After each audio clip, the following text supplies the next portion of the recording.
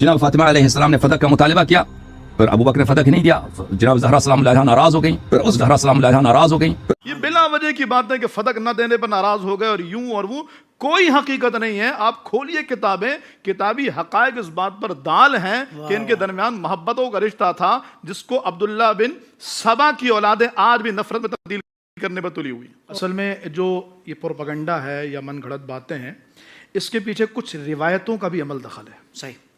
بعض راویوں نے کچھ اس طرح سے گفتگو کی جس سے لگا یہ کہ ماں شہزادی کونین جناب ابو بکر و عمر رضی اللہ تعالیٰ عنہما سے ناراض ہو گئی۔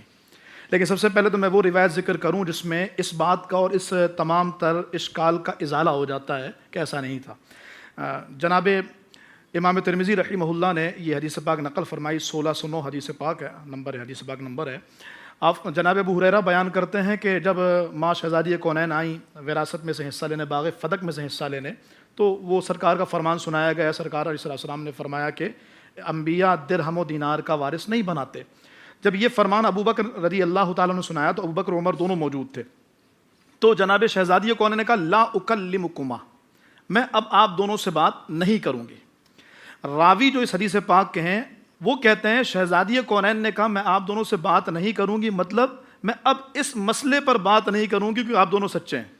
سبحان اللہ۔ اب آپ دیکھیں روایت کو کیسے رنگ دیا گیا۔ کیا کہنے ہیں۔ امام ترمذی بھی فرماتے ہیں، امام ابن حجر نے بھی فرمایا کہ یہ کئی سندوں کے ساتھ یہ روایت بالکل درست ہے کہ ماں شہزادی کونین کا یہ کہنا کہ میں بات نہیں کروں گی، یہ ناراضگی کی وجہ کر نہیں تھا، اپنے محبوب بابا جان کے فرمان کو تسلیم کرنے کی وجہ کر تھا۔ بابا کا فرمان سنا دی، اب میں اس مسئلے پہ بات نہیں کروں۔ اللہ اکبر۔ لیکن حافظ صاحب جہاں سے یہ اشکال پیدا ہوتا ہے، کیونکہ اب ہم یہ روایت بیان کر کے چلے جائیں تو بخاری دکھائی جائے گی کہ بخاری میں تو یوں ہے، تو ہم بخاری کی طرف آتے ہیں جس روایت میں یہ کہا گیا کہ جی جناب شہزادی کونین جناب ابو بکر سے ناراض نہیں یہاں تک کہ آپ کا وصال ہو گیا۔ غضبت فاطمۃ کے الفاظ ہیں بخاری شریف میں۔ تو یہاں پر تھوڑا سا اہل علم اور وہ نوجوان جو آج کل ہر ایک چیز پر یوں کہہ لیں کہ غور و فکر کرتا ہے، اس کو دعوت فکر دوں گا کہ دیکھیے گا کہ جب ہم اس روایت کو دیکھتے ہیں جس میں جناب شہزادی کونین کی ناراضی کا ذکر ہے، تو اس سے پہلے اس حدیث پاک کی راویاں جناب سیدہ عائشہ صدیقہ ہیں، اور اس کے جو بیان کرنے والے ہیں وہ امام ذہبی ہیں۔ امام ذہبی سے 4 راویوں نے اس کو روایت کیا، جن میں سے 3 راویوں نے جناب شہزادی کونین کی ناراضی کا ذکر نہیں کیا۔ ٹھیک ہے۔ ایک راوی نے جناب شہزادی کونین کی ناراضی کا ذکر کیا، لیکن کمال کی بات یہ ہے کہ اس راوی نے جب ذکر کیا تو اس نے کہا قالا۔ حافظ صاحب معمولی سے علم رکھنے والا بندہ بھی جان سکتا ہے کہ جب راویہ سیدہ عائشہ ہے تو قالا مذکر کا صیغہ کیوں آیا؟ کھول کے دیکھیے گا بخاری، کوئی ہوائی باتیں نہیں ہیں، مستند باتیں ذمہ داری کے ساتھ کر رہے ہیں۔ کیا کہنے؟ مطلب یہ کیا ہے، محدثین کی نظر میں اس کو کہتے ہیں ادراج۔ علامہ صاحب ادراج یعنی راوی اپنی طرف سے بات ایڈ کرتا ہے، اور ادراج کرنے میں اس بات کا احتمال ہوتا ہے کہ راوی سے غلطی ہوئی ہے۔ حدیث بیان کرنے والی راویہ نے تو اپنے بات مکمل کر دی کہ شہزادی کونین نے سنا، نبی کا فرمان ہے، آپ چلی گئی، مطلب یہ راوی کا اپنا قول ہے۔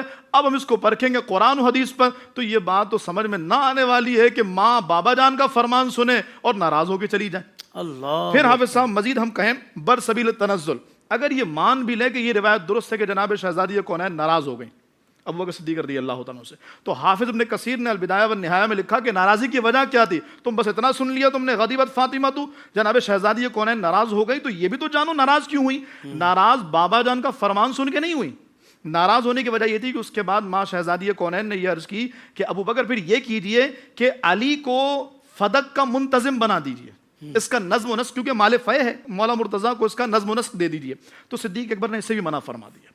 منع کرنے کی وجہ یہ تھی کہ اگر مولا مرتضیٰ کو اس کا منتظم بنا دیں تو اس بات کا التباس آئے گا کہ شاید ابو بکر نے مال وراثت دے دی، کیونکہ علی تو گھر والے، تو اس وجہ کہ صدیق اکبر نے اس بات سے بھی منع فرمایا، اور آپ نے فرمایا کہ میں مولا مرتضیٰ کو یہ نہیں دوں گا کیونکہ اس سے التباس لازم آئے گا۔ لیکن پھر ہم آخری چوٹ ماریں اور تابوت میں آخری کیل کہ یہ بھی مان لیں کہ یہی بات درست تھی، ویسے ایسا ہے نہیں، ہم نے ساری باتوں کا ازالہ کر دیا ترمذی اور بخاری کی روشنی میں، لیکن اگر کوئی پھر بھی نہیں جی ناراض ہی تھی اور ناراض اسی وجہ کر تھی کہ حصہ نہیں ملا تھا، تو ہم اس بات کو مانیں۔ تو آگے چلیے، جناب رسول اللہ صلی اللہ تعالیٰ علیہ وآلہ وسلم کی جو شہزادی ہیں ان کی ناراضی کا سبب امام بیہقی نے بیان کیا، اور حافظ صاحب شرح نہج البلاغہ میں جو ابن ابی الحدید ہے اور ابن میثم ہے، یعنی ہم ان کے نام لے رہے ہیں جن کو یہ باتیں قبول نہیں ہیں، ہم نے کہا چلو اپنی طرف سے دیکھ لو، تو ان تینوں نے یعنی ہماری کتاب دلائل نبوہ کو بھی اٹھائیے تو اس میں یہ بات لکھی ہے کہ شہزادی کونین رضی اللہ تعالیٰ عنہ کا جب وصال کا وقت آیا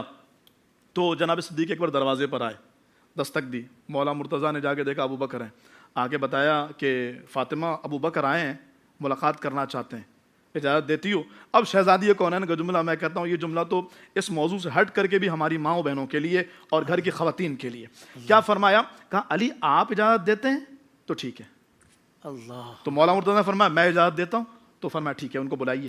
جناب ابو بکر آئے اور آگر کہا فاطمہ، وہی جملہ جو علامہ صاحب نے کوٹ کیا، اس میں مزید اضافہ کیا کہ فاطمہ میرے گھر والے، میرا پورا خاندان نبی کے گھر والوں کا غلام ہے، سبحان اللہ، فاطمہ مجھ سے ناراض تو نہیں ہو؟ کہا نہیں ابو بکر میں آپ سے ناراض نہیں ہوں۔ سبحان یہ بلا وجہ کی بات ہے کہ فدق نہ دینے پر ناراض ہو گئے اور یوں اور وہ، کوئی حقیقت نہیں ہے۔ آپ کھولیے کتابیں، کتابی حقائق اس بات پر دال ہیں کہ ان کے درمیان محبتوں کا رشتہ تھا، جس کو عبداللہ بن سبا کی اولادیں آج بھی نفرت میں تبدیل کرنے پر تلی ہوئی۔